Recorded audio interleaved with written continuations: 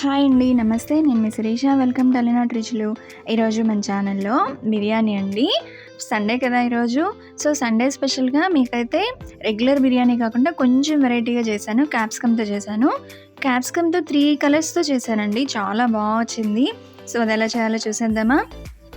ముందుగా కుక్కర్ పెట్టుకున్నాను. అందులో 3 స్పూన్స్ నెయ్యి వేసుకున్నాను. 3 స్పూన్స్ ఆయిల్ వేసుకున్నాను.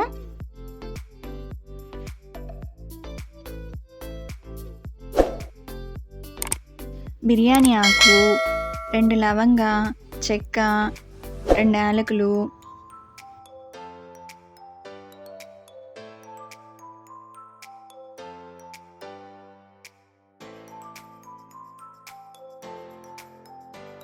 ఇప్పుడు జీడిపప్పు అండి, అవి కూడా వేసుకోవాలి. ఇప్పుడు ఆనియన్స్ సన్నగా పొడుగ్గా కట్ చేసుకుని వేసుకుంటున్నాను. ఇవన్నీ కొంచెం వేగిన తర్వాత అల్లం వెల్లుల్లి పేస్ట్ కూడా వేసేసుకొని బాగా కలిపేసుకోవాలి.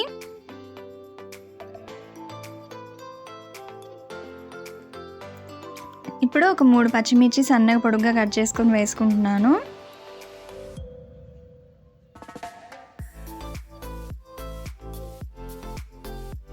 ఇవన్నీ బాగా కలర్ మారిన తర్వాత పుదీనా అండి, కొంచెం పుదీనా కూడా ఇప్పుడే వేసేసుకోవాలి. అది కూడా కొంచెం వేగిన తర్వాత క్యాప్సికమ్ 3 కలర్స్ తీసుకున్నానండి. Red, yellow, green. ఇవన్నీ సన్నగా కట్ చేసుకున్నాను చిన్న పీసెస్ లాగా. చూడండి, ఇలా కట్ చేసుకున్నాను.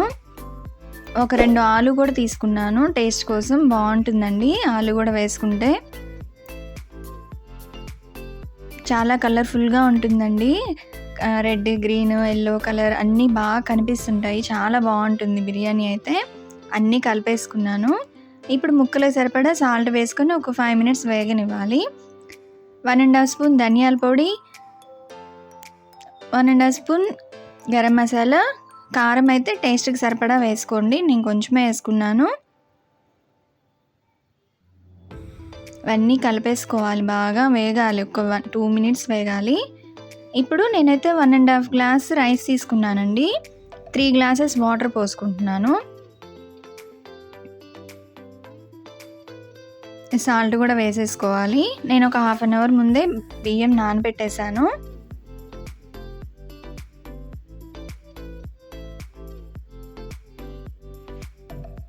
ఉప్పు అంతా కలిసేలా కలుపుకొని నానబెట్టిన బియ్యం కూడా వేసేసుకోవాలి.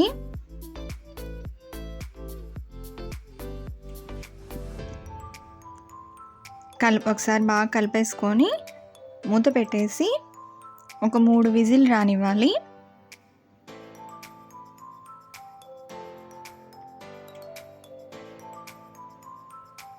మీడియం ఫ్లేమ్ పెట్టుకోవాలండి, హై ఫ్లేమ్ పెట్టకూడదు. మీడియం ఫ్లేమ్లో ఒక 3 విజిల్స్ రానివ్వాలి.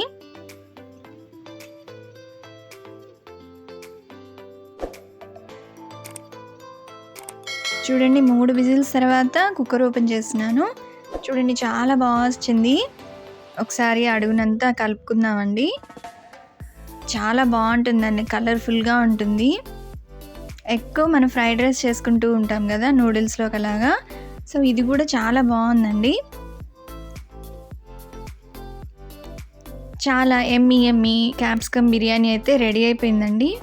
మీరు కూడా ఒకసారి ట్రై చేసి ఎలా వచ్చిందో కామెంట్ చేయండి.